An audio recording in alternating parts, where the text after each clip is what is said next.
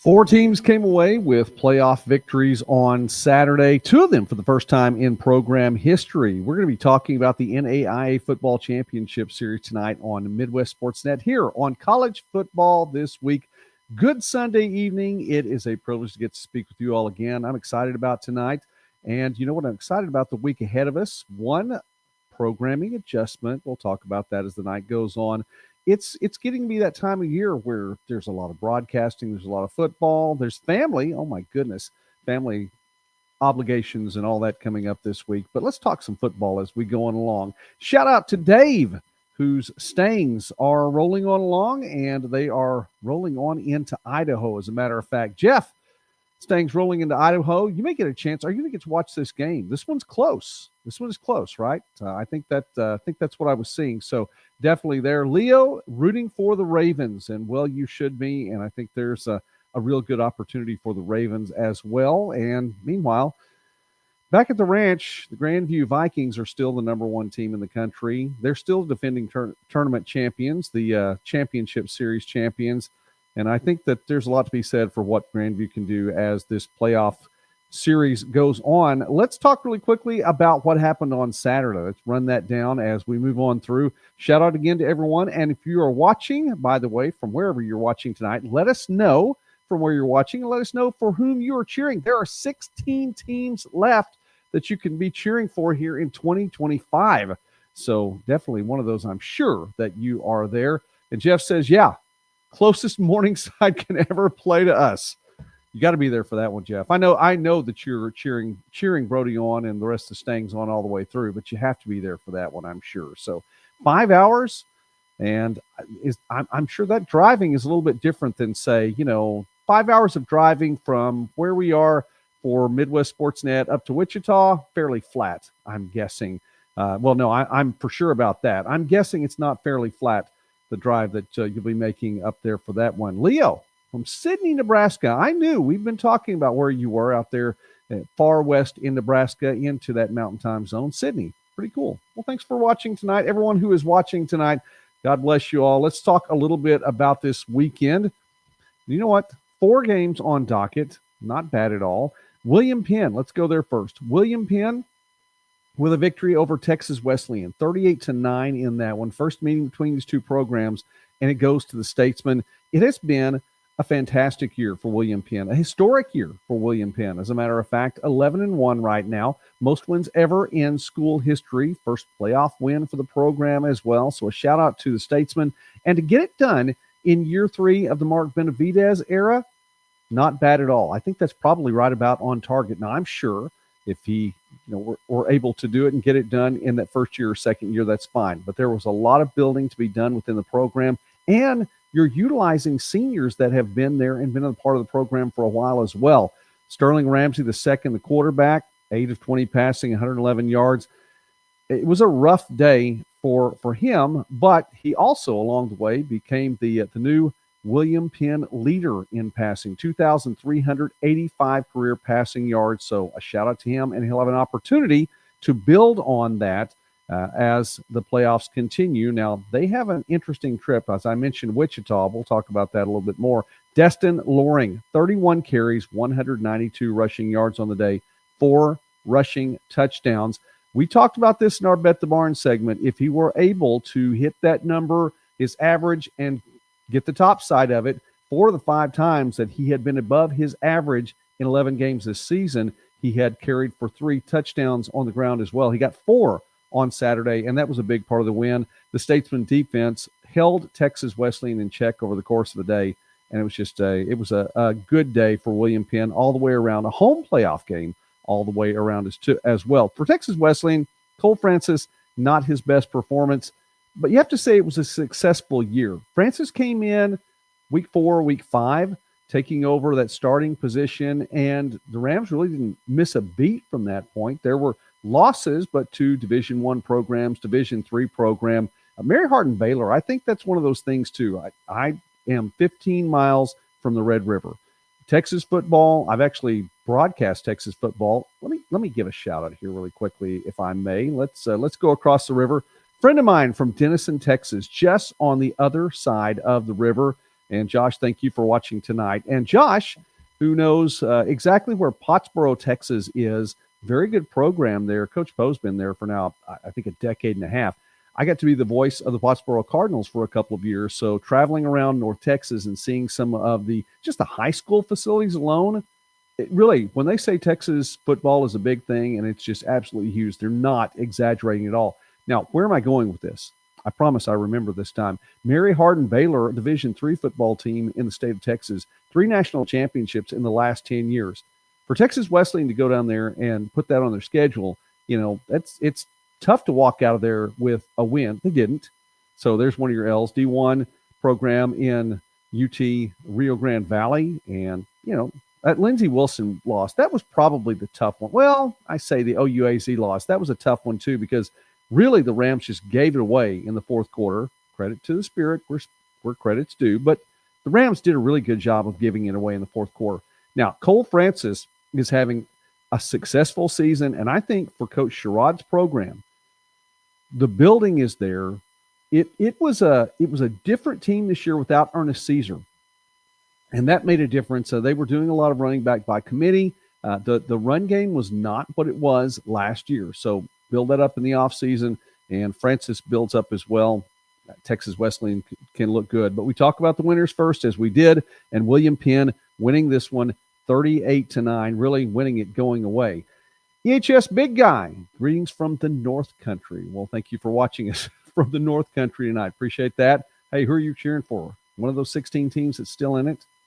That'd be cool, because you still have someone to cheer for, at least in the playoffs this year. All right, so let's move on along. Another winner on Saturday, well, that would be the Carroll Saints. They had to hold on to win this one, 42-35. Now, we talked about Destin Lauren in our Bet the Barn segment midweek. We also talked about this game, points, over, under.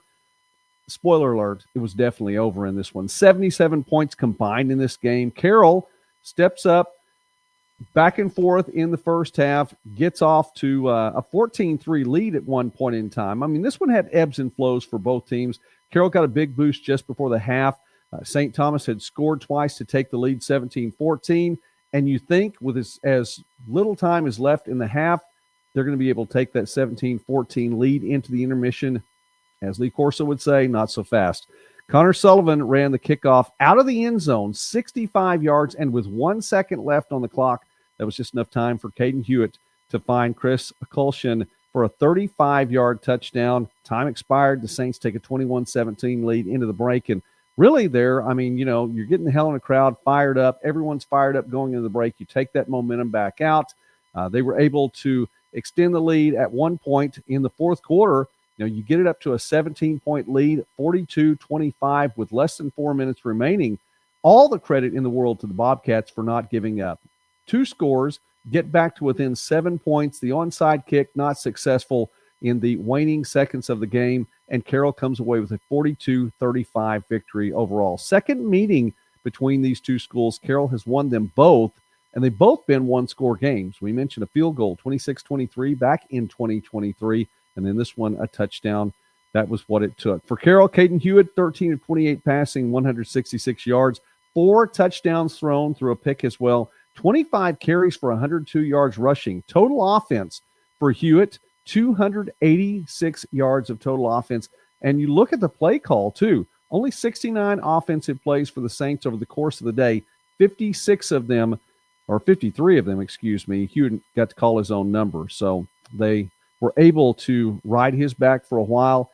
He is a strong quarterback, strong player. He's going to go into next week, which will be another conference game.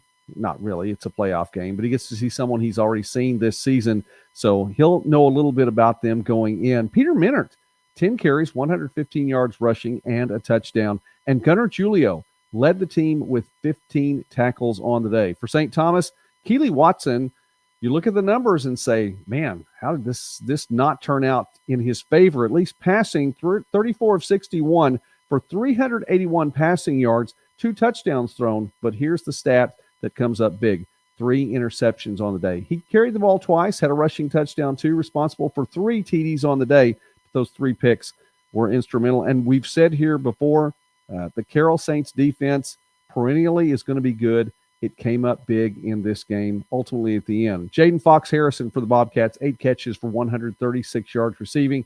He had a touchdown catch as well. Southeastern is now 4-1 all-time over Reinhardt and avenged a playoff loss that went back nearly 10 years ago. They've won 4 since that first victory for Reinhardt over Southeastern. 24-22, the Fire get their first postseason win in program history. Joel McGrath's 30-yard field goal to cap a 15-play drive ultimately proved to be the game winner. Now, this was like 4:50 left on the clock, but it proved to be the game winner. Nate Michael, 15 of 26 passing for 274 passing yards, 2 touchdowns, no picks. He also carried the ball 6 times for 32 yards and had a rushing touchdown on the day. David Pornales, 7 catches, 149 receiving yards, and a receiving touchdown. And we're not going to go through a Southeastern Fire recap without talking about something on the defensive side, because you know it's going to come up big. Thomas Ibrahim, 6 tackles, 2.5 tackles for loss among those. For Reinhardt, Ja Colbert, 16 carries, 183 yards rushing, 2 rushing touchdowns. We expected him to come up big, and he did. But ultimately, it was the Fire coming away with their first playoff win in, again, program history. And then St. Francis of Indiana, 10-2 now with the victory over Evangel, 13-12. It really did come down to the wire on this one. It was a game that, at least visually, most of the time, it felt like Evangel, at least in the first half for sure, was just going to take things away and had opportunities to build on a lead in the first half and was not able to capitalize on that. Credit to the Cougars on defense for keeping Evangel at bay, and just the 12 points on the board and just 2 points in the second half. St. Francis, near the end, trailed 12-10, a 9-play drive to score with 5 seconds left in the first half, gave the lone Cougar touchdown of the game, and then it came down to Austin DeLeon, who kicked a 20-yard field goal with 2:44 left in the fourth quarter. That was the difference, 13-12. Joshua Kulka, 12 of 30 passing, 118 passing yards. Yes, Evangel's defense came to play as well. I had thought that the Valor defense would be the key factor in the game. It was a key factor in the game, but the Valor offense not able to move as much as they wanted. 1 touchdown pass for Kulka, 1 interception as well. For Reed Potts on the other side of the ball, 29 of 47 passing, 221 passing yards, 1 touchdown, did not throw an interception. And props to Eric Williams, 103 yards rushing on the day. That put him over the 1,000-yard mark. Back-to-back years for Williams to cross the 1,000-yard plateau. And prior to him doing it in 2024, you have to go all the way back to 2005 when the Valor had a 1,000-yard back. So he's done it in back-to-back years for the program. Definitely deserves the nod for that one. So all of the home teams win. All of the top seeds win. William Penn, Carroll, Southeastern, and Reinhardt in that. So let's take a look now, because I know that a lot of the folks who at least are in the chat right now, the teams that they're cheering for, well, they're going to be playing this coming Saturday. So let's see if we can bring this one up and get that graphic on. There we go. Let's just scoot it over a little bit. There we are. Can you still see that? Now we'll make it big again. Top 4 seeds, they are going to be playing at home, as are all of the top seeds, on Saturday, and it is really 1 through 16. Not quite as you would see it in a true bracket form, but props to the NAI for making things happen. There are financial concerns, travel, and all this that goes on, and it is a good-looking second round of the playoffs. Should be a lot of great games in this one. St. Francis of Indiana taking on Grandview in Des Moines. Southeastern staying in conference and traveling to Kaiser. So this is one of 2 conference matchups, and matchups in which these teams have seen each other already this year. We're going to talk a lot more about these in depth on our midweek program, so tune in for that. Carroll also facing a conference foe that the Saints have seen this year already in Montana Tech, and William Penn will travel to see friends. Those 2 teams have met before, but it's been a year or 2 since that happened. We'll talk about all that on our midweek broadcast. You look, though, at the teams on the right: Grandview, Kaiser, Montana Tech, and Friends, each one of them undefeated, each one of them so strong and they've had a week off to prepare for this. Now, that week, I think, makes a difference. I think you build things back up, but you don't want to be too rested. All the teams coming in there on the left side now have a playoff win already to their credit this year, so that could be a factor. You don't want too big of a layoff in there. I think the only thing of all of the teams on the left coming in, probably the one at the biggest disadvantage in that would be William Penn, because having just a week to prepare for the Friends offense may not be enough. And so that would be there. Oh, you get that playoff win, but still, it's tough. You have to switch gears really quickly. Now, I will say this, Coach Mark Benavidez, who is at William Penn now, was previously at Avila, and he was in Avila for the first year when Terry Harrison was in Friends, and he was also at Avila during Terry Harrison's tenure at Bethel too, which was the same offense. So he's going to be prepared for this. He knows a thing or two about this Friends offense. Let's look at some of the other matchups here, and we have Campbellsville on the road taking on Leo's Ravens there. This is going to be a good one. I think this is a great matchup between these two. Should be a fun game to get to watch on Saturday. Dort at Marion. I think that's a really good matchup. Two defenses that can be strong. Dort coming off the loss 2 weeks ago. They've had time to recover, but it's also one of those things, too. You have 2 weeks to think about that loss, and you definitely want to get it out of your system. So I think they'll be ready to play. Coach Penner will have them ready to go. Indiana Wesleyan at Lindsey Wilson. The Wildcats have been strong. Yes, they have a couple of losses on the record this year. Lindsey Wilson with just the one. Both teams with 9 wins. This one should be fun. It's going to be a home contest for the Blue Raiders. Again, talk about it more on the midweek show. And then Morningside rolling all the way out west to Caldwell, Idaho, to take on the Yotes of College of Idaho. Big-time matchup. I would love to hear any commentary on the chat of what you think about the rest. Has it been something good for Morningside? Should they have just gone ahead and gone on in, taken that momentum from Dort? Or is it going to be something that the rest is going to be good? I would imagine for a couple of players, it would be nice to have a little bit more rest. And particularly, some of that receiving core there for Morningside. I bet the rest is probably something nice as you head on west to take on College of Idaho. So that's a look at this week's schedule. And let's talk a little bit then about the players who have had top 5 performances. We look at those players right now. Bring them up there on the screen. From this weekend, Nate Michael, big performance for the Fire, big-time production from him as he was able to lead the Fire to its first win in program history, first postseason win in program history. 2 touchdowns passing, 1 rushing touchdown as well, threw no picks, threw for 274 yards on the day against a strong Reinhardt Eagles team, and he comes away with a victory as well. And David Pornalis, 7 catches, 149 yards receiving in a playoff game. Very quality day for him, and a receiving touchdown as well. And Jeff says, yes, the rest was beneficial, and I can imagine it would be. Just, you never know with some of these things. Momentum, it's one of those things. How long can you hold on to it? Carry it from one week to another? Maybe, probably not. But 2 weeks is definitely one of those things that you look at and say, okay, we'll have to build some new momentum going into this week. Also, top 5 performers. How about Caden Hewitt? Hewitt, his afternoon, 13 of 28 passing, 166 passing yards, 286 yards of total offense, we mentioned, and 4 passing touchdowns. For St. Francis, we're giving the top 5 performance there to Austin DeLeon.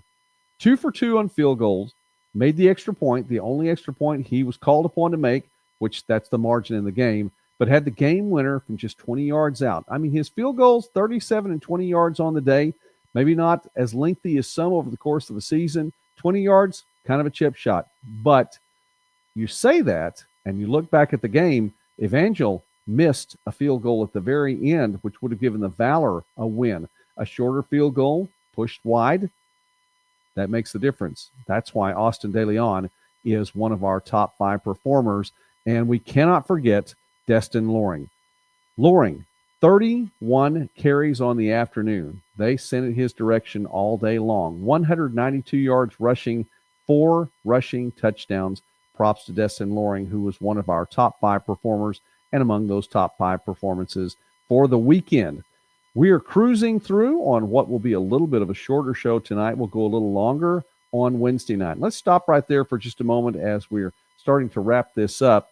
It is a Wednesday night midweek show. Now, for those of you who are faithful viewers of Midwest Sportsnet and college football this week, I humbly apologize for the way that we have had to make adjustments during the month of November. Now, it's kind of to be expected because Thanksgiving's coming up, and just the way certain parts of the schedule fall. But part of it's me.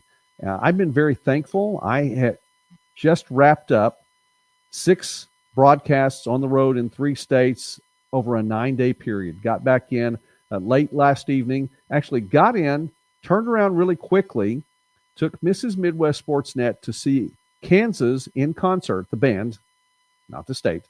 Kansas is a band. Trust me, that's a great logo they've had for a long time, a slogan they've had for a long time. But after that was done, got back in a little bit late.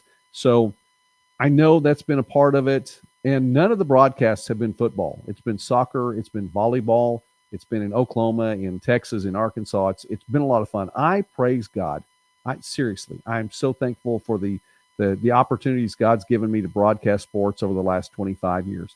But to do a good broadcast here and to give you all the best, we're going to wait till Wednesday night. And the reason it's Wednesday night this week, well, you probably know, Thanksgiving. I talked with Mrs. Midwest Sportsnet about that, and she said, you need to think about all the guys that watch this. They probably have family over too.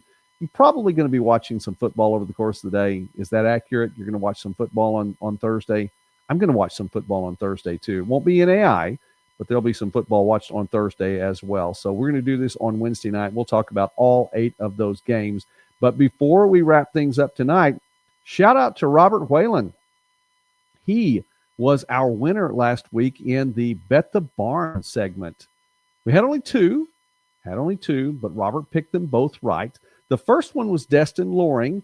How was he going to perform? His average for the season was 143.1 rushing yards per game. Would he be able to get that in a playoff game, his first playoff game? Or, are they going to hold him under that? And the answer was definitely he got more than that. 192 yards rushing. Pick the over. Robert did that as well. That was one I got right. Happy about that one. Anyway, St. Thomas at Carroll. Well, our line, you know what? We have some pretty solid lines here on the Bet the Barn segment. This one was not one of them. 42.5 points.